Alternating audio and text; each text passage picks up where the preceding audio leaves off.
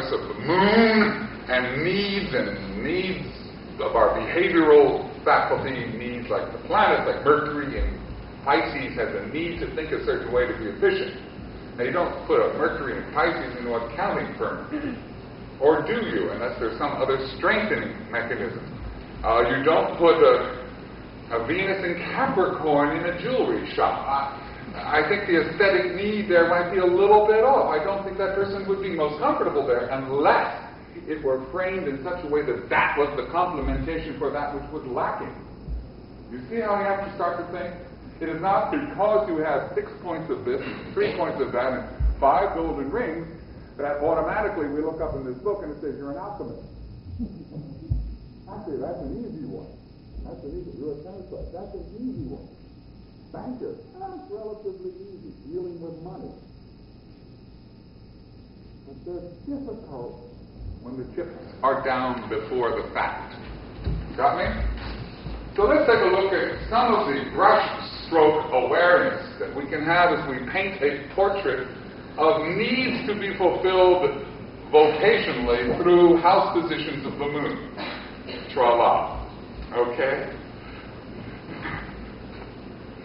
If the moon is in the first house, it seems to me that we're going to have a tremendous accentuation of individual thrust and self-inspiration. And I would suggest that this type of placement is going to register in a brush stroke of do-your-own-thingisms. All right? Now, that's an important thing. The person who's going to come into this office in a few minutes is a do-your-own-thing kind of person. Now, what if that do-your-own-thing dimension is simply not being fulfilled when you say, what do you do for a living? I work in the back room with 2,700 other people at the United States Treasury. I mean, think about it for a minute. You enjoy your job. That's why I'm here. We'll get to that later. Thank you. You see my point? Who's got the moon in the first house here? Are you a do-your-own-thing kind of person? Now I am. Yeah. You see? Now, did you learn? Notice her arms. Have you learned to look after our counseling lecture the other day? See her shift? See the whole body shaking? Look at the foot? All right, I'm teasing with you. But you're new to this group, I think. True. We've been through it, ladies. Thanks a lot. Tell me, though, do you have a profession? Yes. What do you do? Dental hygiene. Dental hygiene. Are you obstreperous with innovations that you're demanding on the job? Do you speak up and tell them the way it is? I tell them how it. Yes, I have Aquarius moon. Don't give me any excuses. And I tell everybody what I think. Thanks. Whether they like it or not. Bless you. I hope you're I tell them what they think, whether they like it or not. Now, that's an important dimension. What if you vocationally were in a position where you could not do that? Wouldn't you be frustrated? I don't stay. You don't stay. But you'd be frustrated. You'd be confused. Remember our word confused? Things would come to a halt. Trauma would be invited. We'd have a creative moment to make a suggestion for change. Now, I can't bring up today, but we've been through this for 2 days, and those are some of the key words that we've been discussing. You see how it works? I'm giving you a synthesis of all of it. Who else has the moon in the first house? Yes, back here. Yes. Yes. Tell me. Are you a do-your-own-thing kind of person? Huh? Yes. What do you do for a living? I manage a computer data center. And you better believe it, right? Yeah.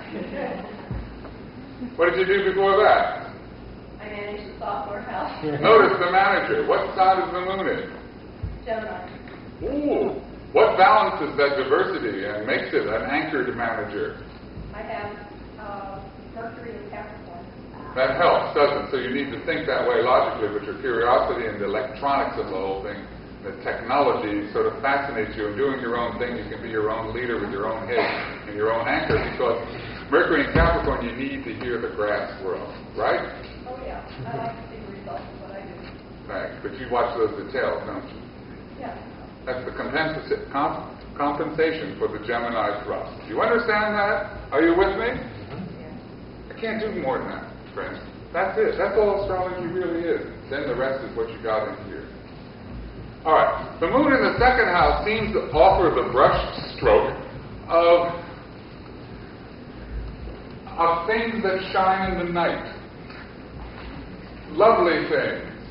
Very often when the person who adopts the second house moon type of dimension in vocational expression, the person for whom the job stands for the self-worth more than the person itself, herself, does. In other words, if I have the moon in second house, and I have probably have a self-worth anxiety that my job supplants, my work stands for my value. Very interesting concept. And you will find an extraordinarily high percentage of so-called movie star glamour pusses with a second house moon. Not the seventh necessarily, but the second. Not necessarily the fifth, but the second. I've seen the most self-insecure, self-worth, negative store battery people just sing the spiffiest, flashiest song in a second house, shiny bauble type of profession because it made them feel better about themselves. Are you with me? Now, there are all sorts of ramifications of this, but it is a consideration that I suggest to you is extraordinarily valid. Who's got a second house moon here so we can talk about it? Yes? I'm the listing broker. You are a listing broker. It deals with money. Real estate. And it deals with investments in money. Are you good at your job? Yes, I made people wealthy, but not myself. That wasn't my question. You've made people wealthy. You've done your job. The gold around your neck is 24 karat, is it not? Yes. Thanks.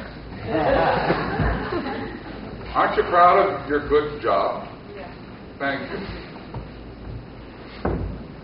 Some sadness that might be within this exchange comes from things other than that moon position.